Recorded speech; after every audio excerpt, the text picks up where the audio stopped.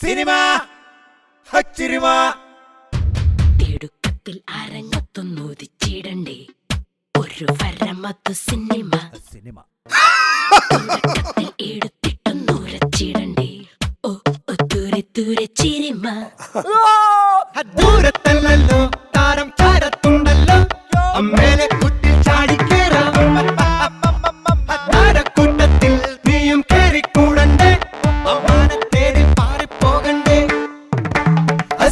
Cinema മാച്ചിരിമ cinema മാച്ചിരിമ നിന്നെ സിനിമയിലെടുത്തടാ. സിനിമ ഹച്ചിരിമ ഭീമ സിനിമ ചിരിമ. നമസ്കാരം, എല്ലാ മലയാളി പ്രേക്ഷകർക്കും ഭീമ സിനിമ ചിരിമയിലേക്ക് സ്വാഗതം. ഭീമ സിനിമ ചിരിമ നിങ്ങൾക്കായി അവതരിപ്പിക്കുന്നത് ഭീമ കേരള, കർണാടക ആൻഡ് തമിഴ്നാടു. ഭീമ സിനിമ ചിരിമയിൽ നിന്ന് നമുക്ക് സ്പെഷ്യൽ ഗസ്റ്റായിട്ട് എത്തിയിരിക്കുന്നത് മലയാളികൾക്ക് ഏവർക്കും പ്രിയങ്കരനായ നമ്മുടെ സ്വന്തം താരം ശ്രീ ജയറാം. ഭീമ സിനിമ ചിരിമയിലേക്ക് നമുക്ക് വളരെ സ്നേഹപൂർവ്വം സ്വാഗതം ചെയ്യാം ശ്രീ ജയറാം. കൂറുക്കന്റെ മക്കള് അദ്ദേഹം സ്ഥലം മാറി ഇവിടെ വന്നിരിക്കണേ. എന്റെ ഭാര്യയെ സ്ഥിരമായിട്ട് വിളിക്കുന്ന പൂവാലൻ നീയല്ലേടാ? കൊറേ നേരം നോക്കി നിൽക്കരുത്, എന്തേലും ഭീമ സിനിമ ചിരിമ.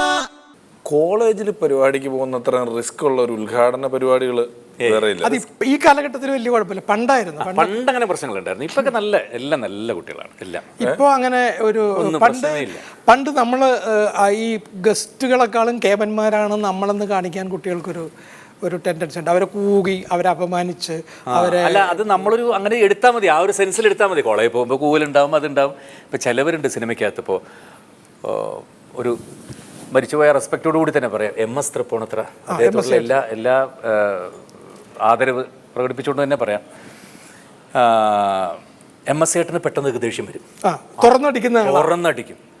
എന്തെങ്കിലും പറഞ്ഞു ഒന്ന് MS കാണിച്ച് ഒന്ന് കാണിക്കില്ല, അത് കാണിക്കില്ല നന്നായിട്ടില്ല ചേട്ടൻ. അല്ല ഇല്ല ഒന്ന് കാണിക്കുന്ന എന്തെങ്കിലും ഒന്ന് പറയാം. അല്ല രാവുണ്ണി മേനോന്റെ മകനല്ലേ, സഹജവാസന, അല്ലാതിപ്പോ എന്താ പറയാ. ഇങ്ങനെയാണ് എല്ലാ കാര്യങ്ങളും. ഒരു കോളേജ് ഉദ്ഘാടനത്തിന് പോവുകയാണെങ്കിൽ മിക്കപ്പോഴും പലപ്പോഴും കോളേജിലേക്ക് വിളിച്ചുകൊണ്ട് പോയിട്ട് കാറ് വരും പല സെറ്റുകളിൽ നിന്നും. എന്നാ പോവാം എന്ന് പറഞ്ഞ് അവരവിടെ കയറി പോവും. ഒരിക്കലും ആ കാറിൽ ഇന്നേ വരെ ചേട്ടൻ തിരിച്ചു വന്നിട്ടില്ല. അവർ ബസ്സിലോ എങ്ങനെയും നല്ല നടത്തിച്ചോ. കാരണം ആ കോളേജിൽ പോയിട്ട് എന്തെങ്കിലും ഒന്ന് പറയും, കൂവുമ്പോൾ കൂറുക്കൻ്റെ മക്കള് ഏത് കാലത്താണോ താന്നൊക്കെ പറഞ്ഞ് എന്തെങ്കിലും പറയും. പിള്ളേർ ഒന്നുകൂടി കൂവും, കോളേജ് മറ്റേത് കാറ് കൊടുക്കില്ല, തിരിച്ച് ബസ്സിൽ കയറ്റി വിടും. എങ്ങനെയെങ്കിലും അങ്ങനെ ഈ ഞാനും ഇന്നസെൻ്റ് ഏട്ടൻ ബാക്കി എല്ലാവരും കൂടിയിട്ട് ഒരു സെറ്റിൽ ഇങ്ങനെ നിൽക്കുന്ന സമയത്ത് ഇതേപോലത്തെ ഉദ്ഘാടനക്കാർ വന്ന്, കോളേജാണ് വിളിച്ചിട്ടുണ്ട്. അപ്പോൾ ചേട്ടൻ വന്നിട്ട് ബാക്കി സീനുള്ളൂ. ഞാൻ വേഗം വരില്ലടോ എന്ന് പറഞ്ഞിട്ട് വേഗം പോയി. തിരിച്ച് കാറ് വെയിറ്റ് ചെയ്തപ്പോൾ എല്ലാവരും പറഞ്ഞു എന്തായാലും കാറിലായിരിക്കില്ല തിരിച്ചു വരുന്നത്. കുറച്ച് കഴിയുമ്പോൾ അതേപോലെ പതിവ് പോലെ ട്രാൻസ്പോർട്ട് ബസ്സിൽ വന്ന് ഇറങ്ങി, കാരണം അവർ ഇറക്കി വിട്ടു കൊടുന്ന്. ഞാൻ ചോദിച്ചു ചേട്ടാ ഇന്ന് എന്തായിരുന്നു പ്രശ്നം എന്ന് ചോദിച്ചു. ഞാനൊന്നും പറഞ്ഞില്ലാടോ. അവിടെ ചെന്ന് കഴിഞ്ഞപ്പോൾ പതിവുള്ള പോലെ പിള്ളേർ, ഞാനും തമാശ പറഞ്ഞു, ഇത് നിങ്ങൾക്ക് മനസ്സിലാവേണ്ടേ തമാശ. അപ്പോൾ ഞാൻ അവരോട് പറഞ്ഞു നിങ്ങളൊക്കെ വെറും ട്യൂബ്ലൈറ്റുകൾ മിന്നി പോണ ട്യൂബ്ലൈറ്റുകളാണ്. ബൾബാവണം, ബൾബ് ഇട്ട ഇങ്ങനെ കത്തുന്ന പോലത്തെ ബൾബാവണം. ഈ ബൾബ് എന്ന് പുള്ളി കുറേ പ്രസംഗിച്ചു. പിള്ളേർ കൂവല് എന്താണെന്ന് പുള്ളിക്ക് മനസ്സിലാവുന്നില്ല. പുള്ളി പറഞ്ഞ എന്തോ ആണെന്ന് വിചാരിച്ചു. പുള്ളി പിന്നെയും ആരാണോ പറയുന്നത് ബൾബാവണം, ഇത് തന്നെ പറഞ്ഞുകൊണ്ടിരുന്നു. കുറച്ച് കഴിഞ്ഞപ്പോൾ പ്രിൻസിപ്പൾ ഇവിടുന്ന് കണ്ണ് നനഞ്ഞുകൊണ്ട് ഇറങ്ങി ഒരൊറ്റ പോക്ക് ദേഷ്യത്തിൽ. അപ്പോഴാണ് മനസ്സിലായത് പ്രിൻസിപ്പൾ ഫുൾ കഷണ്ടിയാ, അദ്ദേഹത്തിൻ്റെ ഇരട്ട പേരാണ് ബൾബ്. ബൾബ് എന്ന് വിളിച്ച പുള്ളിക്ക് പ്രാന്താവും. അങ്ങനെ ഈ കുറേ നേരമായി പുള്ളി ചെന്നിട്ട് ബൾബാണോ അല്ലേ ബൾബോ, ഇത് അയാളോട് തന്നെ പറഞ്ഞു കൊടുക്കണം ബൾബോ ഉള്ളവർക്ക്. അങ്ങനെ ഈ ബൾബും ഇറങ്ങി ഒരൊറ്റ പോക്ക് പോയി, കണ്ണൊക്കെ നിറഞ്ഞിട്ട്. ഇത് കഴിഞ്ഞു, പുള്ളി പതുപോലെ തിരിച്ചു വന്നു, ഇതുപോലെ ഷൂട്ടിങ് കഴിഞ്ഞു. കുറേ ദിവസം കഴിഞ്ഞിട്ട് ഞാൻ ഇന്നസെൻ്റ് ഏട്ടൻ നാട്ടിൻ്റെ അദ്ദേഹത്തിൻ്റെ വീടിൻ്റെ തൊട്ടടുത്ത് ഇരിങ്ങാലക്കുട അടുത്തുള്ളൊരു കോളേജിൽ ഇതേപോലെ ഫംഗ്ഷന് പോകുമ്പോൾ എന്ത് പ്രസംഗിക്കുന്ന ഇങ്ങനെ കുറേ നേരം ആലോചിച്ച് കഴിഞ്ഞപ്പോൾ ഇന്നസെൻ്റ് ഏട്ടൻ തന്നെ വിളിച്ചു, ചേട്ടൻ്റെ വീടിൻ്റെ അടുത്തുള്ള കോളേജിലേക്കാണ് പോകുന്നത്. ആണോ, എന്താണ് ഒന്നും പറയാനൊരു വാക്കുകൾ കിട്ടുന്നില്ലല്ലോ. ഒരു കാര്യം ചെയ്യ്, MS തൃപ്പൂണിത്തുറയുടെ പഴയ നമ്മുടെ ലൊക്കേഷൻ ഉണ്ടായില്ലേ ബൾബിൻ്റെ കഥ, അതങ്ങോട്ട് പറയും. ശരിയാണ്, അത് പറയാമെന്ന് വിചാരിച്ചിട്ട് നേരെ ചെന്നു. ആ കോളേജിൽ ഇറങ്ങി ഞാനിങ്ങനെ പ്രസംഗിച്ചു. പണ്ട് ഞങ്ങളുടെ MS ഇങ്ങനെയായിരുന്നു, പലപ്പോഴും അദ്ദേഹത്തെ തിരിച്ചിങ്ങനെയാണ് കയറ്റി വിടാറ്, ബസ്സിലൊക്കെയാണ് വരാറ്. അദ്ദേഹം അന്ന് പറഞ്ഞതാണ് അദ്ദേഹം ട്യൂബിലെ ബൾബാനോട് ബൾബ് പിള്ളേരങ്ങോട്ട് ഇവിടെ നിലവിളി തുടങ്ങി. ഭയങ്കര കൂല്, അന്നുണ്ടായിരുന്ന അതേ ലെവലില്. ബൾബാവണം അല്ല, അന്ന് പറഞ്ഞ ബൾബ്. പ്രിൻസിപ്പൽ എണിച്ചോ ഒറ്റ പോക്ക്. അദ്ദേഹം സ്ഥലം മാറി ഇവിടെ വന്നിരിക്കുകയാണ്. എന്റെ തലയിലെടുത്തൊന്ന് ആലോചിച്ച് നോക്കി. ആ പാവം അവിടെ നിന്ന് സഹിക്ക വയ്യാതെ മാറി ഇവിടെ വന്നിരുന്ന് അപ്പോൾ ഞാനിതിന്റെ മാപ്പ് ചോദിക്കാൻ വേണ്ടി പ്രിൻസിപ്പൽ റൂമിൽ ചെന്നു. നിങ്ങൾ ഈ സിനിമക്കാർക്ക് അത് കഴിഞ്ഞ് റിട്ടയർ ആയിട്ട് ഇന്ന് വീട്ടിലിരുന്ന് TV കാണുമ്പോ പുള്ളി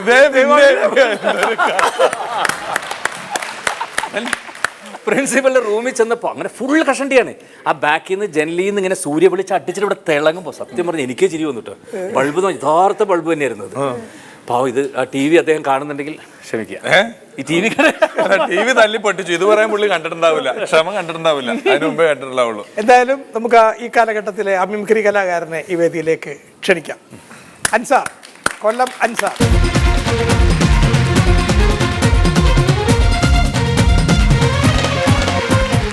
അൻസാർ ഇപ്പോൾ ഏത് ട്രൂപ്പിലായിരുന്നു?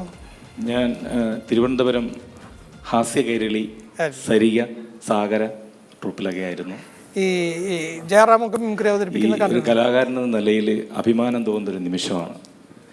എൻ്റെ ഗുരു എന്ന് തന്നെ വിശേഷിപ്പിക്കാം. കാരണം എനിക്ക് 10 വയസ്സുള്ളപ്പോൾ ഓഡിയോ കാസറ്റിൽ ഗൾഫ് നാടിൽ മിമിക്രി അവതരിപ്പിച്ച ജയറാമേട്ടൻ്റെ അതിൽ അനുകരണ കലയാണ് ഞാൻ ഏറ്റവും കൂടുതൽ ചെയ്യാറുള്ളത്. അതിൽ പ്രേം നസീറിൻ്റെ ശബ്ദം ഒരുപക്ഷെ ആ ടേപ്പ് റെക്കോർഡ് ഇപ്പോൾ ഉണ്ടെങ്കിൽ എന്നെ തെറി പറയും. കാര്യം പ്രേം നസീറിൻ്റെ മാത്രം ഒരു 101 പ്രാവശ്യമെങ്കിലും ഒരേ സമയം റിവൈൻഡ് ചെയ്ത് കേൾക്കാറുണ്ടായിരുന്നു. ആ അനുകരണ കലയിൽ നിന്നുമാണ് ഞാൻ മിമിക്രി പഠിച്ചത്. എപ്പോഴും പലപ്പോഴും പല വേദികളിലും പറയാറുണ്ട്. തീർച്ചയായിട്ടും ഈ നിമിഷം സാന്നിധ്യത്തിൽ എനിക്ക് ഒരു പ്രോഗ്രാം അവതരിപ്പിക്കുവാൻ അവസരം ഈ ഫ്ലോറിൽ കിട്ടിയതിൽ വളരെയധികം സന്തോഷം. ഒപ്പം ഈ അൻസാർക്കയുടെ വേറൊരു വലിയ പ്രത്യേകത പറഞ്ഞാൽ അത് അൻസാർക്ക ഒരുപാട് ഓഡിയോ കാസറ്റിൽ ഇപ്പോൾ കേട്ടാണ് ചെയ്തിട്ടുണ്ട്. എനിക്ക് തോന്നുന്നൊരു 2000 പെട്ടെന്ന് ജയൻ തരംഗം ഉണ്ടായി. എല്ലാ മിമിക്രി ട്രൂപ്പിനും നമ്മുടെ അനശ്വര നടൻ ജയൻ വേണം. ജയൻ്റെ തന്നെ ഒരു ക്ലോസ് ഉണ്ടായിരുന്നു, എനിക്ക് ഇന്നത് കിട്ടിയിരുന്നെങ്കിൽ ഇന്നത് ചെയ്യാമായിരുന്നു എന്നൊരു ക്ലോസ് ഡയലോഗ് വന്നു. ആ ഡയലോഗ് ഒരു പക്ഷേ ട്രെൻഡായത് ആമിനത്താത്ത 41 മിമിക്രിക്കാരെന്ന് പറയുന്ന കാസറ്റിൽ അൻസാർക്കയാണ് കാസറ്റ്. ആ കാസറ്റിൽ ഫസ്റ്റ് അൻസാർക്ക് ജയനെ ചെയ്തതിന് ശേഷമാണ് ആ ഒരു ട്രെൻഡ് പെട്ടെന്ന് കൊണ്ടുവന്നത്. പ്രേം നസീർ 6th സെൻസ് ആമിനത്താക്ക് ലഭിക്കുമ്പോൾ പരലോകത്ത് വെച്ച് ഇവരെ കാണാൻ കഴിയുന്നു. അപ്പം തന്നെ ആമിനത്ത ചോദിക്കും, ആമിനത്താൻ്റെ ശബ്ദം, അല്ല ഇതാര് നിത്യവസം ഒരു ചിറകിൽ മഴവില്ല് വിരിക്കും മനുഷ്യേ ശുക്രിയ. അല്ല ഇതാരും മോനെ നിത്യവസം എന്തൊക്കെയുണ്ട് ആമിനത്ത ഭൂമിയിലെ വിശേഷങ്ങൾ? പഴയതുപോലെയുള്ള മരം ചുറ്റിപ്പുറമെല്ലാം നടക്കുന്നുണ്ടോ? ആ മരമെല്ലാം നീ പോയതിനു ശേഷം മുറിച്ചു കളയും. എന്തും മരം മുറിച്ചൊന്നോ? ഞാനവിടെ ഉണ്ടായിരുന്നെങ്കിൽ ഒരു മരം പോലും മുറിക്കുവാൻ സമ്മതിക്കില്ലായിരുന്നു. മരം മുറിച്ചോ മരം സ്പോട്ടിൽ എൻ്റെ കയ്യിൽ കിട്ടിയാൽ ഞാൻ കൊന്നുകളയും. ഇതാദ്യം റെക്കോർഡ് ചെയ്തപ്പം ദിലീപേട്ട ഓടി അകത്ത് വന്നിട്ട് പറഞ്ഞു, കൊന്നുകളയും എന്നുള്ളത് മാറ്റിയിട്ട് സ്പോട്ടിൽ കിട്ടിയാൽ എന്ന് പറയാൻ പറഞ്ഞു. അത് കഴിഞ്ഞിട്ടാണ് ഹെലികോപ്റ്ററിൽ തൂങ്ങി വരുന്നത്. അല്ല ഇതാര് ഹാപ്പി ന്യൂ ഇയർ എന്ന് വെച്ചാൽ എന്താടാ നബിദിനാശംസകൾ. ഒരു മുതലക്കുഞ്ഞിനെ കിട്ടിയിരുന്നെങ്കിൽ മൽപ്പിടുത്ത് നടത്താമായിരുന്നു. അച്ചി ഞാൻ തുമ്മിയതാണ്. ഒരു മലമ്പാമ്പിനെ കിട്ടിയിരുന്നെങ്കിൽ മലയായി കഴുത്തിലിടയാമായിരുന്നു. ഒരു തേള് കുഞ്ഞിനെ കൂടെ തടാ മനെ ലോക്കറ്റാക്കി ഇടറ എന്ന് പറയുന്ന ഒരു പോർഷനായിരുന്നു. ഇപ്പൊ കൂടുതൽ ഞാൻ 1 മാൻ ഷോയിലേക്ക് കുറച്ച് ഒരു സമകാലിക സംഭവങ്ങളെ കോർത്തിണക്കി ചെയ്യുമ്പോൾ വിവിധ രാഷ്ട്രീയക്കാർ, പ്രമുഖരായിട്ടുള്ള പല രാഷ്ട്രീയക്കാർ, കുഞ്ഞാലിക്കുട്ടി, അഹമ്മദ്. ജയന്റെ സിനിമകൾ കണ്ടിട്ടില്ലേ? അല്ല, ഞാൻ പറയാൻ കാരണം ഇപ്പോൾ ഉള്ള പല മിമിക്രിക്കാരിലും സത്യനെ കാണാത്ത ഒരു സത്യനെ ഒരുപാട് പേര് ഇമിറ്റേറ്റ് ചെയ്യുന്നുണ്ട്. സത്യനെ വളരെ വികൃതമായിട്ട് കാണിക്കും. അത് മിമിക്രിക്കാരെ കണ്ടു വേറെ മിമിക്രിക്കാരെ കാണിച്ച് കണ്ടിട്ടാണ് അമ്മേ എന്നൊക്കെ പറഞ്ഞ് കാണിക്കും.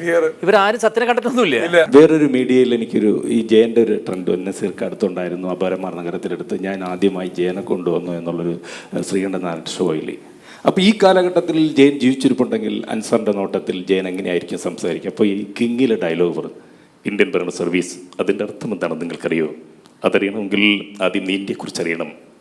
ജെറ്റ് വലിച്ച് ചുമച്ച് ചോരത്തുന്നവൻ്റെ ഇന്ത്യ, വളർന്നു തായ്ക്ക് കൊടുക്കുന്ന ബേബി ഫുഡിൽ കൊഴുപ്പിന് അളവ് കൂടി പോയതിന് ഭർത്താവിനെ ശ്വാസിച്ച് അത്താഴ പട്ടിണി കിടന്ന കൊച്ചമ്മമാരുടെ ഇന്ത്യ അല്ല.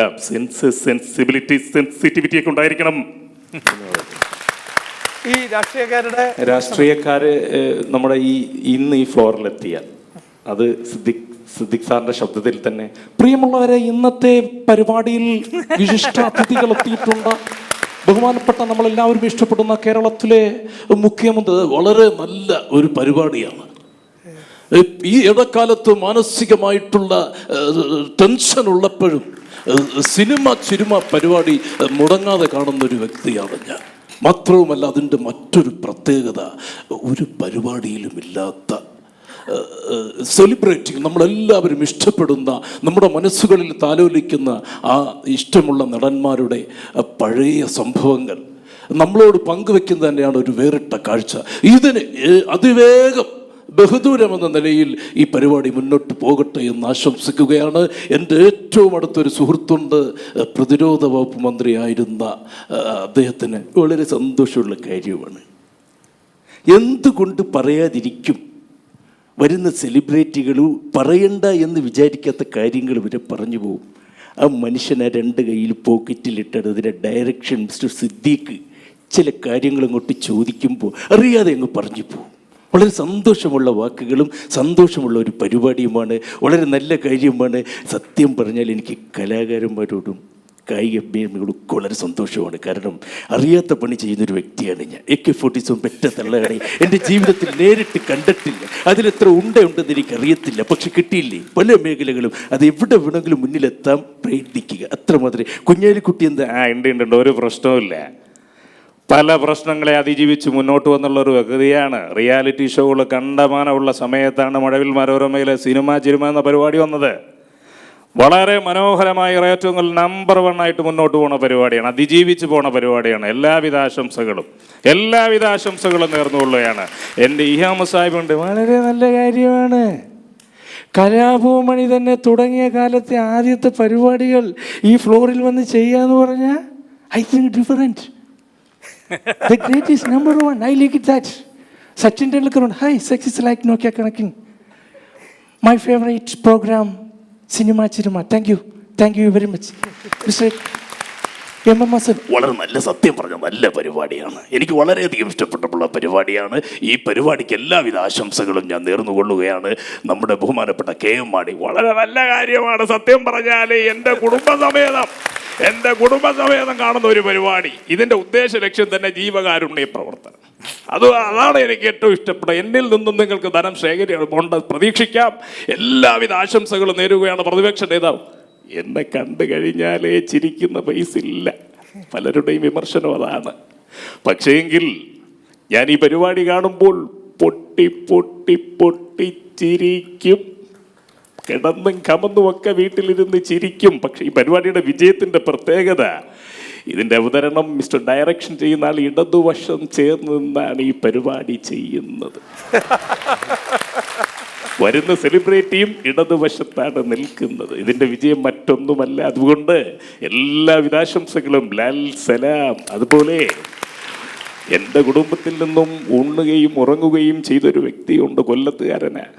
ഇപ്പം അപ്പുറത്തെ തറവാട്ടിലേക്ക് പോയി ഊണും ഒക്കെ ലഭിച്ചുകൊണ്ടിരിക്കുകയാണ് മിസ്റ്റർ, നിങ്ങൾക്കറിയാം, ചന്ദ്രൻ എന്നാണ് പേര്. അദ്ദേഹത്തിനെ ചുട്ടുപൊള്ളുന്ന ചൂടിലും ചുഴറ്റിയടിക്കുന്ന മണൽക്കാറ്റിലും തണുത്തുറഞ്ഞ കൊടും തണുപ്പിലും വേണ്ടപ്പെട്ടവർക്ക് വേണ്ടി അഹോരാത്രം കഷ്ടപ്പെടുന്ന പ്രയാസപ്പെടുന്ന പ്രവാസി മലയാളികൾക്ക് വീണ് കിട്ടുന്ന നിമിഷങ്ങൾ, ജോലി കഴിഞ്ഞവർ സ്വന്തം റൂമുകളിലേക്ക് ചെല്ലുമ്പോൾ TV ഓൺ കാണുക എന്ന ഒരു പ്രധാന ഹോബിയാണ് അവർക്കുള്ളത്. അവർ ആദ്യമായിട്ട് കാണുന്ന പരിപാടി മറ്റൊന്നുമല്ല, മഴവിൽ മനോരമ വ്യത്യസ്തമായ ഒരു പ്രോഗ്രാമുകൾ കാഴ്ചവെക്കുന്ന ഒരു ചാനലാണ്. അതിലെ സിനിമ എന്ന പരിപാടിയാണ്. എല്ലാവിധ ആശംസകളും നേർന്നുകൊള്ളും. വരട്ടെ എല്ലാ കാര്യങ്ങളും എല്ലാവിധ ആശംസകളും നേരുന്നതിന് മുമ്പ് ഇത്തരത്തിൽ നമ്മളെല്ലാവരും കൂടി ഒരു ചെറിയ പാട്ട് പാടി ഇതിന് എല്ലാവിധ ആശംസകൾ കൊടുക്കാം. അപ്പോൾ ഓക്കെ, എല്ലാം തയ്യാറല്ലേ? ഐസൽ വിസ്തപ്പാത്തുമ്മ കദീസുമ്മ എന്ന് പറയുന്ന പാട്ടാണ്. അപ്പോൾ തുടങ്ങാം. റെഡി, 1 2 3. ഐസൽ വിസ്തപ്പാത്തുമ്മ കദീസുമ്മ കദീസുമ്മ ഐസൽ വിസ്തപ്പാത്തുമ്മ കദീസുമ്മ കദീസുമ്മ ഉന്തല്ല് തള്ളല്ല് പന്തല് പൊളിഞ്ഞാടും ഉന്തല്ല് തള്ളല്ല് പന്തല് പൊളി. കുത്തിയിരിക്ക് കുടിക്കാൻ കൊടുക്കി ഗ്ലൂക്കോസും വെള്ളം എന്താണെന്നറിയില്ല, എന്തുകൊണ്ടെന്നറിയില്ല. ആവി വന്നില്ല പുട്ടിന് തേങ്ങ പോരാഞ്ഞിട്ടോ കുടത്തിലെ വെള്ളം പോയി. എന്നോട് കളിക്കല്ലേ ഉണക്കപ്പുട്ടേ, പഴം കൂട്ടി അടിച്ചിടും ഞാൻ. എല്ലാവർക്കും ലാൽ സലാം. Thank you. ഈ കാലഘട്ടത്തിൽ മിമിക്രി കലാകാരന്മാർക്ക് കിട്ടിയ ഏറ്റവും കേരളത്തിൽ വലിയ മഹാഭാഗ്യം എന്ന് പറയുന്നത് നമ്മളുടെ നേതാക്കന്മാരൊക്കെ ഇത് എൻജോയ് ചെയ്യാറുണ്ടെന്നുള്ളത്. അതെ, ശരിക്കും അത് ഇവിടെ കേരളത്തിൽ മാത്രം സംഭവിക്കുന്നൊരു കാര്യമാണ് കേട്ടോ. ഇത്രയും വളരെ ഉന്നതങ്ങളിലിരിക്കുന്ന അവരെയൊക്കെ ചെയ്തിട്ടും അവരത് ആ ഒരു സെൻസിലെടുക്കുള്ളൂ. അത് ഇതെന്താന്ന് വെച്ച് കഴിഞ്ഞാൽ ഈ അനുകരണം എന്ന് പറയുന്നത് നേരത്തെ പിഷാരടി പറഞ്ഞ പണ്ടൊക്കെ അവരെ കളിയാക്കുന്നു എന്നാണ് തോന്നിയിരുന്നത്. ഇന്നാണ് അവരത് റിയലൈസ് ചെയ്യുന്നത്. അനുകരണം എന്ന് പറയുന്നത് അവരോടുള്ള ആരാധനയുടെ പ്രകടനം. കുറച്ച് ഉത്തരവാദിത്വം ചെയ്യുന്നവന്റെ ഭാഗത്തുണ്ട് അല്ലെ? ഈ പറഞ്ഞ കളിയാക്കലിലേക്ക് ഇത് കടന്നു പോകാതെ ചെയ്യേണ്ട ഉത്തരവാദിത്വം ഇല്ല ചെയ്യുന്നവനുണ്ട് അല്ലെ? ഇപ്പൊ കുറച്ചുകൂടെ ആൾക്കാർ ചെയ്യുന്നു. ഒരു സമയത്ത് ഇത് കൂടി ഇപ്പൊ വള്ളംകളി വന്നാൽ ഉടൻ രാഷ്ട്രീയക്കാരുടെ വള്ളംകളി, ഫുട്ബോൾ കളി വന്നാൽ അപ്പോൾ രാഷ്ട്രീയക്കാരുടെ ഫുട്ബോൾ, എല്ലാ വിഷയങ്ങളും ചെയ്യുക. മിമിക്രി രംഗത്ത് വിദേശത്ത് പ്രോഗ്രാമിന് ചെല്ലുമ്പോൾ അനുകരണ കലയിൽ ഒരുപക്ഷെ നല്ല മെസ്സേജ് കൊടുത്ത് ഞാൻ അനുകരിക്കാറുണ്ട്. അതൊരുപക്ഷെ ജയറാമേട്ടനൊക്കെ അറിയാൻ തോന്നുന്നു. അബ്ദുൽ സമദ് സമദാനി എന്ന് പറയുന്ന ഒരു എല്ലാ റിലിജിയൻസിനും ഇഷ്ടപ്പെടുന്ന ഒരു സിംഗറാണ് അദ്ദേഹം. ഇതൊരു കോമഡിയായിട്ട് നിങ്ങൾ കേൾക്കരുത്, ഒരു മെസ്സേജായിട്ട് കേൾക്കണമെന്നും പറഞ്ഞ് ഞാൻ പറയാറുണ്ട്. അതിലൊരു 2-3 പോർഷൻ ഞാൻ പറഞ്ഞു. നമുക്ക് എല്ലാവരും അറിഞ്ഞിരിക്കേണ്ട ഇന്നത്തെ കാലത്ത് ഏറ്റവും കൂടുതൽ രാഷ്ട്രീയ കൊലപാതകം, ഒരു കാരുണ്യം. അദ്ദേഹം പറഞ്ഞ കുറച്ച് വാക്കുകൾ ഞാനൊന്ന് പറയാം. കരുണയാണ്, കരുണയാണ്, കരുണ തന്നെയാണ് പ്രധാനം. എന്തുകൊണ്ടാണ് കാരുണ്യം ഇത്ര പ്രാധാന്യം കൊടുക്കേണ്ടി വരുന്നത്? പത്രത്തിലെ വാർത്തകൾ പോലും ചോര നിറത്തിൽ അച്ചടിക്കേണ്ടി വരുമോ എന്ന് ശങ്കിക്കേണ്ട കാലത്ത് എന്തിനാണ് ഉറങ്ങിക്കിടക്കുന്നവൻ വെട്ടിക്കൊല്ലുന്നത്? അമ്മ മകന് വേണ്ടി വിളമ്പി വെച്ച കഞ്ഞിക്ക് മുമ്പിൽ എത്തുന്നത് മകന്റെ മൃതദേഹമാണ് പ്രബുദ്ധ കേരളക്കരയിൽ. ഇത് സംഭവിക്കുന്നത് കൊടിയുടെ നിറം മാറിയതിൻ്റെ പേരിൽ മാത്രം സംഭവിക്കുന്ന കൊടുംഭക്തിയാണ്. കൊടിയുടെ നിറം മാറിയാൽ ആളെ കൊല്ലാമോ?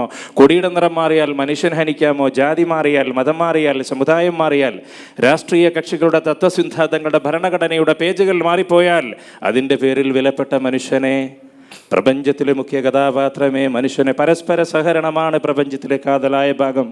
നക്ഷത്രങ്ങൾ ഭൂമിയുടെ മുമ്പിൽ നിലകൊള്ളുന്നു. ആകാശത്തിലെ ചന്ദ്രനുണ്ട്, ഗ്രഹങ്ങളുണ്ട്, വിഗ്രഹങ്ങളുണ്ട്. എല്ലാം നിലകൊള്ളുന്നത് പരസ്പര സഹകരണത്തിലാണ്. ആ സഹകരണത്തിനെ കുറിച്ച് പറഞ്ഞു. അപ്പോൾ എന്തായാലും ഈ വേദിയിൽ വന്ന് വളരെ മനോഹരമായി മിമിക്രി അവതരിപ്പിച്ചതിന്, ഈ നന്മയുടെ കൂട്ടായ്മയിൽ ഒത്തുചേർന്നതിന് ഒരുപാട് നന്ദി.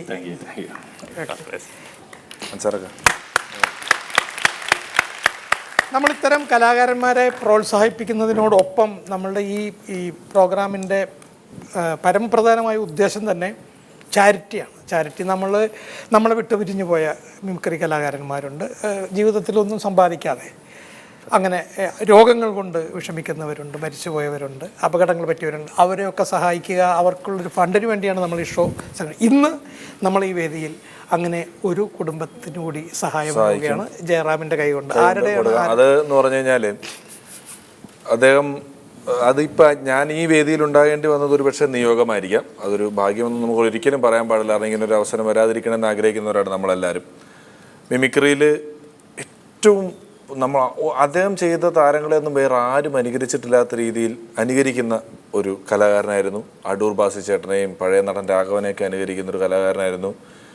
ഒരിക്കലും ഒരു തിരക്കിൽ നമുക്ക് പെട്ടെന്ന് പറഞ്ഞാൽ അറിയുന്ന ഇടിച്ചു കയറുന്ന സ്വഭാവക്കാരനല്ലായിരുന്നു. മിമിക്രിയിലെ ഏറ്റവും ശാന്ത സ്വഭാവക്കാരനായിരുന്നു. ഏറ്റവും നല്ല സ്വഭാവത്തിനുടമയൊക്കെയായിരുന്നു. ഏറ്റവും നല്ല ഞങ്ങളോടൊപ്പം ഒരുപാട് വേദികൾ പ്രോഗ്രാം ചെയ്തിട്ടുള്ള ഒരു കലാകാരനായിരുന്നു പറവൂരുള്ള ജോസി ചേട്ടൻ എന്ന് പറയുന്ന കലാകാരൻ. ജോസി ചേട്ടൻ നമ്മളോട് ഒപ്പം ഇന്നില്ല. ജോസി ചേട്ടൻ അതിന് സാധാരണ അസുഖം വന്ന് മരിച്ചാണ്. അപ്പോൾ അദ്ദേഹത്തിൻ്റെ മകൻ പാസ്സായ റിസൾട്ട് പറയാൻ വരുന്ന ദിവസമാണ് ജോസ് ചേട്ടൻ വിട്ടുപിരിഞ്ഞ് പോയത്. അതൊരു വലിയ സങ്കടമാണ്. അവനിപ്പോൾ +2 ചേർന്നു പഠിക്കുന്നുണ്ട്. ജോസ് ചേട്ടൻ്റെ കുടുംബത്തിന് വേണ്ടി ഞങ്ങളുടെ കൂട്ടായ്മ പറവൂർ ഒരു വലിയ പ്രോഗ്രാം ചെയ്തിരുന്നു. അത് നടന്നു. എന്നാൽ ഇപ്പോൾ വീണ്ടും നമുക്ക് ചിരിമയിലൂടെ ആ കലാകാരനൊരു മഹത്വം കൊണ്ടായിരിക്കാം പത്മശ്രീ ജയറാമേട്ടൻ്റെ കയ്യിൽ നിന്ന് അവരുടെ കുടുംബത്തിന് ഇത് ഏറ്റുവാങ്ങാൻ ഇപ്പോൾ സാധിക്കുന്നത്. മായ ചേച്ചിയെയും ക്രിസ്റ്റോനെയും ഞാൻ ഈ സമയം വേദിയിലേക്ക് സ്വാഗതം ചെയ്യുകയാണ്.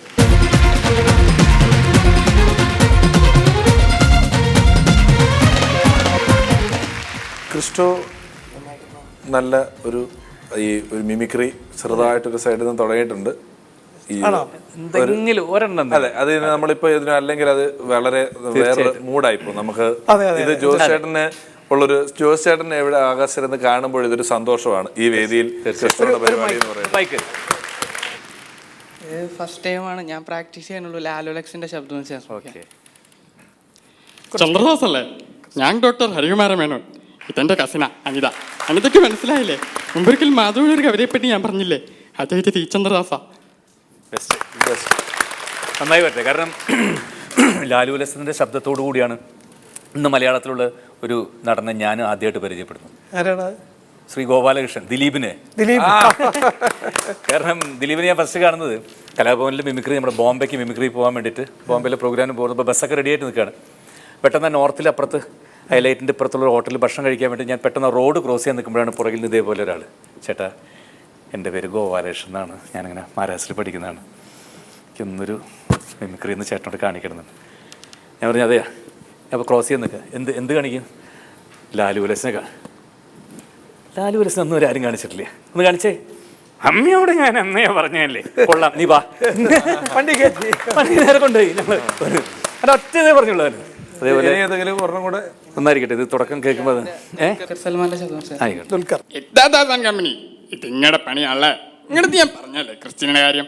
പിന്നെ എന്തിനാ വെറുതെ ഓള് സ്പെയിനിലേക്ക് ടൂർ പോയേക്കാം. 10 ദിവസം കഴിയുമ്പോൾ നമ്മുടെ ലണ്ടനിലെ ഫ്ലാറ്റ് അടിയാവും. വേഗം എനിക്ക് അവിടെ തിരിച്ചെത്തണം.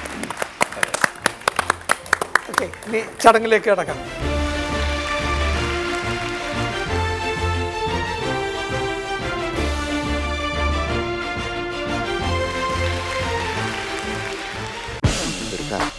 ഇവനെയൊക്കെ കാത്തിരിക്കണതാണ് കഷ്ടം. 1/2 മണിക്കൂറായി സിനിമയ്ക്ക് പോകാനും പറഞ്ഞിട്ട്, കൂട്ടുകാരനൊന്നും പറഞ്ഞു നടക്കണം ഇവനൊക്കെ.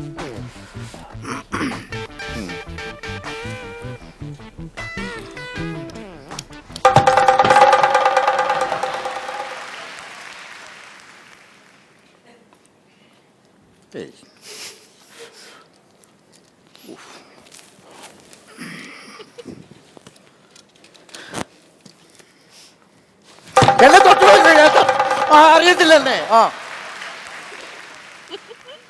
ഡ്രസ് പണ്ടാരടങ്ങാനായിട്ട് ഇങ്ങനെ ഉണ്ടോ മനുഷ്യർ? നേരത്തെ ഇട്ടതായിരുന്നു കറക്റ്റ്. ഇത് എന്തോ പോലായി ചെയ്ത ആ കഷണ്ടിയും ഡ്രസ്സുമായിട്ട് മാച്ച് ആവണില്ല. അതെന്ന് തോന്നുന്നു.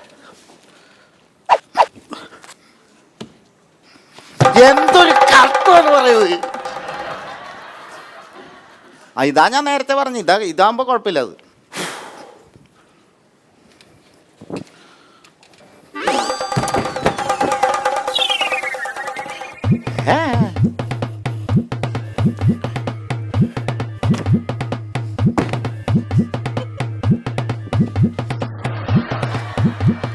ഇതൊന്നും മനസ്സിലാവുന്നില്ല. ഇതെന്താ സംഭവം?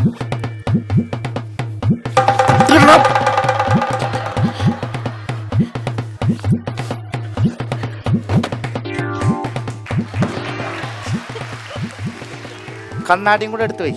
എന്നിട്ട് ഏതെങ്കിലും AC ഹോട്ടലിൽ ചെന്ന് റൂം ചോദിക്കും, തരും.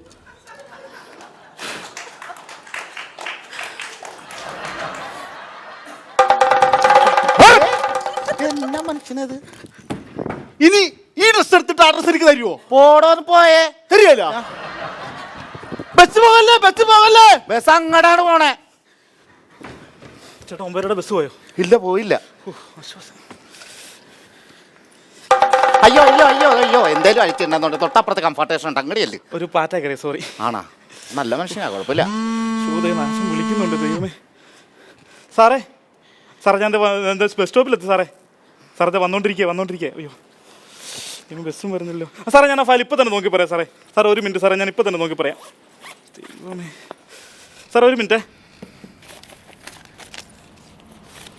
ബസ് വന്ന് 9 ബസ് വന്ന്. അയ്യോ ചെല്ല്. അയ്യോ ഫോൺ. പുള്ളി കയറി പോയാ. ഫോണും മറന്നു വെച്ചിട്ട് പോയല്ലോ പുള്ളി.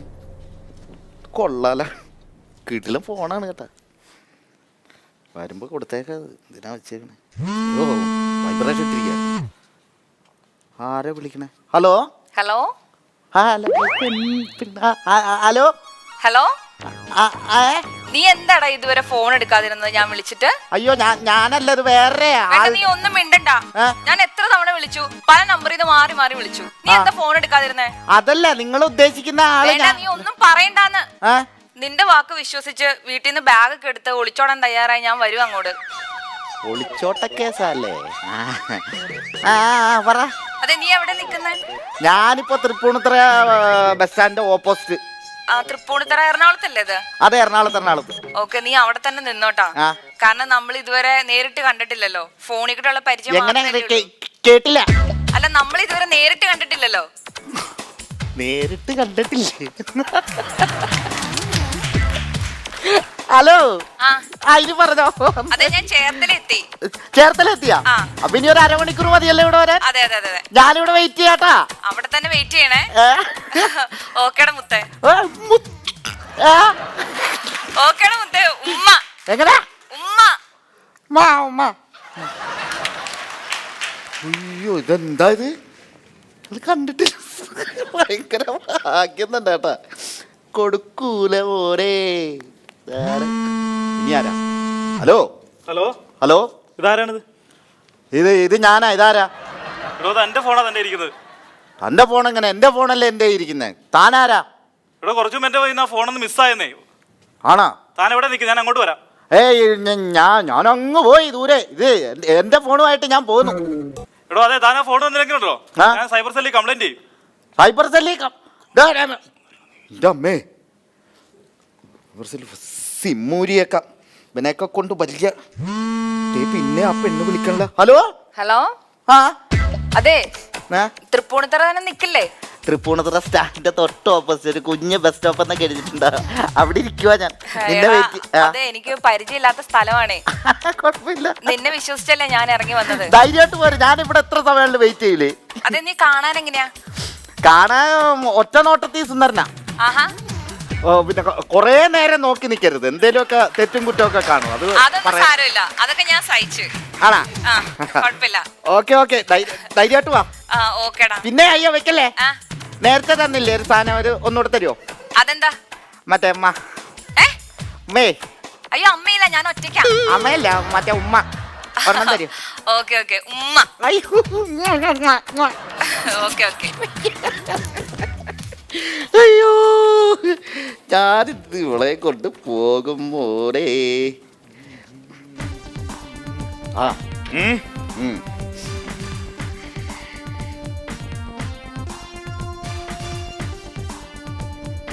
അവിടെ ആരാടാ ഇരിക്കണം? അങ്ങോട്ട് നോക്കിക്കോട്ടെ. ഫോണുണ്ടോ അതിന്റെ അടുത്ത്? എന്റെ സ്വന്തം ഫോണാ എന്റെ കയ്യിൽ. പിന്നെ വല്ലവരുടെ ഫോണും കൊണ്ട് ആരെങ്കിലും ഇവിടെ വന്നിരിക്കും? വല്ലവരുടെ ഒരുത്തന്റെ ഫോൺ വേറെ എന്റെ കയ്യിൽ ഇല്ല. നിന്റെ അടുത്ത് ഫോൺ ഉണ്ടാന്നാ ചോദിച്ചത്. ഫോണുണ്ട്. എന്തേ? എനിക്കൊരു കോൾ ചെയ്യാനാ. ചാർജ് ചെയ്ത് വെച്ചൂടെ? കയ്യിൽ ഫോണുണ്ട്. ഞാൻ ഫോൺ യൂസ് ചെയ്യാറില്ല. ആരുടെയെങ്കിലും ഒക്കെ ഫോൺ മേടിക്കും, അത്യാവശ്യത്തിന് വിളിക്കും. കൊറേ കോള് വരുന്ന, പെട്ടെന്ന് തരണേ. കുഴപ്പമില്ല.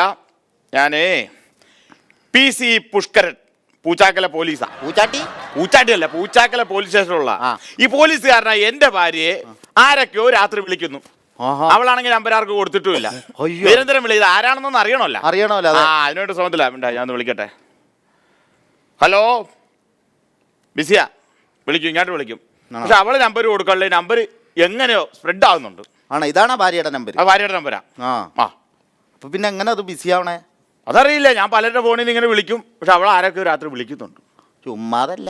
എന്തോ? ഒന്നുമില്ല. നീ എവിടെ പോയിരിക്കുക? എവിടെ പോയി? ഒരു ഫ്രണ്ട് വരാണ്ട് സിനിമയ്ക്ക് പോകാൻ. ഫ്രണ്ട് വന്ന ഉടനെ പോകും? ഉടനെ അധിക സമയം ഇരിക്കില്ല. ഇരിക്കൂല.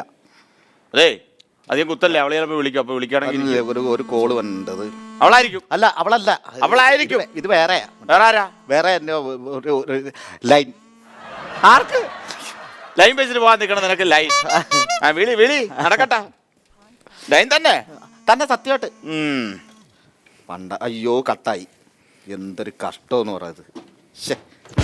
സോറി കളിയാ, വരാൻ അല്പം ലേറ്റായി പോയി.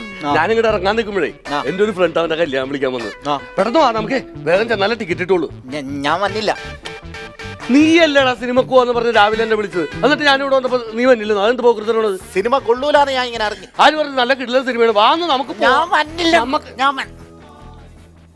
നീ പുതിയ ഫോണൊക്കെ എടുത്താ? ഇതെപ്പാ? നല്ല രാത്രി. എവിടാ ഓർഡർ? ഇത് 10-25,000 രൂപ വില വരുന്ന ഫോണാണ്. നല്ല വിലയുള്ള അടിപൊളി സാധനമുള്ള. രാത്രി 10 പൈസക്ക് ഗതിയില്ലാത്ത നീ 25,000 രൂപയുടെ ഫോൺ എങ്ങനെയാ മേടിക്കുന്നത്? ഇന്നലെ രാത്രി എന്റെ അമ്മാവൻ ഗൾഫിൽ നിന്ന് ഇമെയിൽ അയച്ചു. ഇമെയിലാ? ഫീമെയിൽ അല്ലേ ഈ ഇമെയിലില്? ഇമെയിലൊക്കെ എങ്ങനെയാ ഫോൺ അയച്ചു? നീ എന്ത് മണ്ടത്തരം പറയണത്? ഫാക്സ് വന്നതാ. സത്യം പറടാ, എവിടെന്നാണ് നീ ഫോൺ മോഷ്ടിച്ചത്? ഫോൺ ഞാൻ മോട്ടിച്ചൊന്നുമല്ല, ഇത് എന്റെ സ്വന്തം ഫോണാ. നിന്റെ സ്വന്തം ഫോണാ? ഇത്ര 25,000 രൂപയുടെ ഫോൺ നിനക്ക് എങ്ങനെയാ 10 പൈസ ഗതിയില്ലാത്തവന്? നീ ആരടുത്തേലും പറയൂ. എന്താണ്? അതായത് ഞാൻ നേരത്തെ ഇവിടെ വന്നിരുന്നപ്പോഴേ ഉവ്വ. ഒരാൾ ഇവിടെ മറന്നു വെച്ചിട്ട് ബസ്സിൽ കയറി അങ്ങ് പോയി.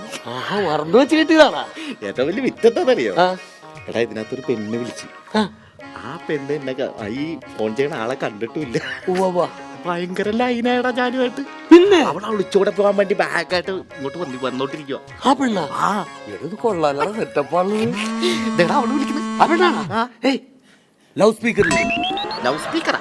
ആ, ലവ് അടിക്കുന്ന ആൾക്കാര് സ്പീക്കറിലൂടെ സംസാരിക്കുന്ന സ്പീക്കറാണ് ലൗഡ് സ്പീക്കർ. സാധനം ഇത് എങ്ങനെ കുത്ര ഇവിടെ കുത്ത്. ഹലോ ഹലോ ഹലോ, എടാ ഞാൻ എറണാകുളം എത്തി. എറണാകുളം എത്തിയാ? അവിടെ നേരെ തൃപ്പൂണിത്തുറ ബസ്സിൽ കയറിയിട്ട് വന്നാ മതി. ആ ഓക്കെ ഓക്കെ, നീ അവിടെ തന്നെ ഉണ്ടാവൂലേ? ഞാൻ ഇവിടെ തന്നെ ഇരിക്കുക, നിന്നെ വെയിറ്റ് ചെയ്തിരിക്കുക. ആ ഓക്കേടാ. പിന്നെ ആ കേട്ടോടെ, മറ്റേ ആ സംഭവം തരുമോ? ഏത്? ആദ്യം ഞാൻ 2 പ്രാവശ്യം പറഞ്ഞായിരുന്നു, മേടിച്ചായിരുന്നു. എന്തത്? മറ്റേ ഒരു ഉമ്മ തരുമോ? എന്താടാ ഇത്? ഇടയ്ക്കിടയ്ക്ക് ഫോൺ വിളിക്കുമ്പോ ഞാൻ തരാറുണ്ടല്ലോ. നമ്മൾ നേരിട്ട് കാണാൻ പോവല്ലേ? നേരിട്ട് കാണുമ്പോ എത്ര വേണേലും ഞാൻ തരാലോ. നേരിട്ട് കണ്ടാ ചിലപ്പോ തരൂല. എന്നാലും ഒരെണ്ണം തന്നേക്ക്. എന്നാലും ഒറ്റക്ക് ഒരെണ്ണം, ഇനി ചോദിക്കരുത്. ഇല്ല. ഉമ്മ.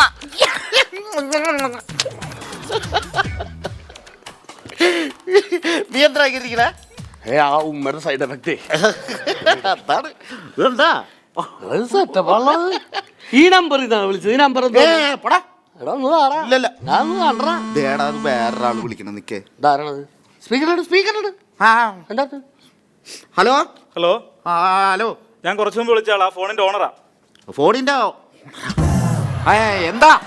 ഫോണിന്റെ നമ്പർ എത്രയാ താനെന്ന് പറഞ്ഞേ? താൻ പറഞ്ഞേ. 9946327790. അറിയാലോ, അത് തന്നെ നമ്പർ. അതാണ് അതെന്റെ ഫോണാണത്. ആ ഫോൺ മര്യാദക്ക് തിരിച്ചു തരണം. തന്നില്ലേ? നീ എന്തോ തന്നില്ല, ഞാൻ സൈബർ സെല്ലിൽ കംപ്ലൈന്റ് കൊടുക്കും. കൊടുക്കും പറഞ്ഞല്ലേ.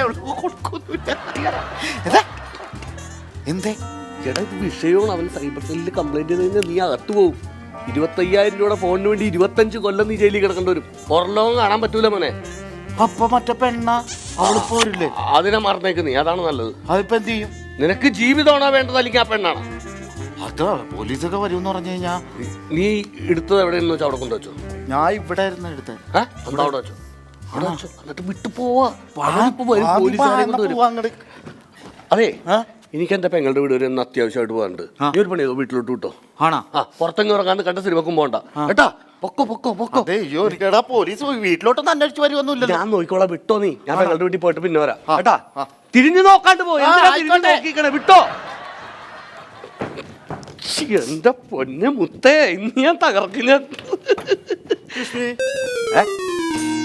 ഇവിടെ നിന്ന് പള്ളുരുത്തിക്ക് എന്താ ബസ് ഫെയർ? പള്ളുരുത്തി പോകാൻ എന്താണ് ബസ് ഫെയർ? പള്ളുരുത്തിക്ക് 7:50. ഓട്ടോക്ക് എന്തായിരിക്കും ബസ് ഫെയർ? ഓട്ടോറിക്ഷക്ക് പോകാൻ എന്തായിരിക്കും ബസ് ഫെയർ? ഓട്ടോക്ക് ഒരു 45 രൂപ കൊടുക്കേണ്ടി വരും. 45 റുപ്പീസ്. ഒരു ഓട്ടോ സ്വന്തമായിട്ട് വാങ്ങിക്കാൻ എന്ത് ചെയ്യണം? എത്ര കാശാകും? ഒരു 1.5 ലക്ഷം രൂപ വേണ്ടി വരും. അപ്പൊ എനിക്ക് അത്യാവശ്യം പള്ളുരുത്തി പോകാനേ ഒരു ഓട്ടോ വാങ്ങിക്കാൻ ഒരു 1 ലക്ഷം രൂപ തരാം. ഞാനാ?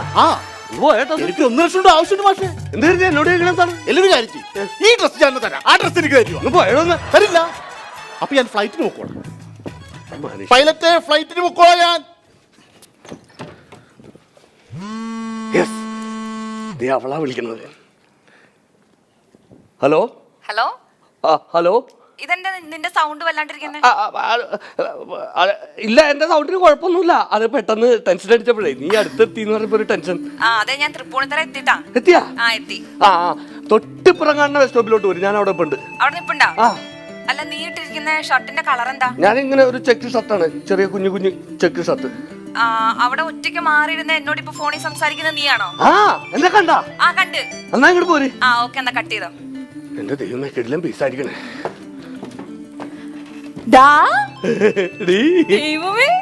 നീയാണോ ഒരു വർഷമായിട്ട് എന്നോട് ഫോണിൽ സംസാരിച്ചോണ്ടിരുന്ന ആള്? എനിക്ക് വിശ്വസിക്കാൻ പറ്റുന്നില്ല. നീ ഇത്ര സുന്ദരനാണോ? Thank you. വാ, കേറി പോരെ. വീട്ടുകാരെ കേട്ടാണ് വന്നേക്കണേ? എല്ലാരും ഉണ്ട്. അങ്കിളാണ്. പോലീസാണ്. മനസ്സിലായി. നീയാണോ 1 വർഷമായിട്ട് ഇവളെ വിളിച്ചോണ്ടിരിക്കണ? അതെ, ഞങ്ങള്. നീയാണല്ലേ? ഫോണിങ് നോക്കട്ടെ. എന്താ സാറേ? എന്തൊക്കെയാടാ ഈ പെൺകുട്ടിയെ വിളിച്ച് പറയണ? ഒരുമിച്ച് താമസിക്കാന്ന് പറഞ്ഞ് വിളിച്ചു വരുത്തിയേക്കണല്ലേ നീ? ആര് വിളിച്ചു വരുത്തിയത്? നീ അല്ലേ വിളിച്ചു വരുത്തിയത്? അല്ല ഞങ്ങള് തമ്മിൽ പ്രേമമാണ്. ആ കുട്ടി ഞാൻ ആര് പറഞ്ഞു പ്രേമം? ദേ, നീ ഒരു വാക്കും മിണ്ടരുതട്ടാ. നിനക്കിട്ട് ഒരു പണി തരാൻ വേണ്ടിട്ട് തന്നെയാടാ ഞാൻ ഫോൺ അറ്റൻഡ് ചെയ്തത് കേട്ടാ. അമ്പടാ ഞാൻ എന്ത് കാണിച്ചിട്ടാ? നീ ഫോണിൽ നിന്ന് വിളിച്ചില്ലേടാ? ഇവിടെ വരാൻ പറഞ്ഞില്ലേ?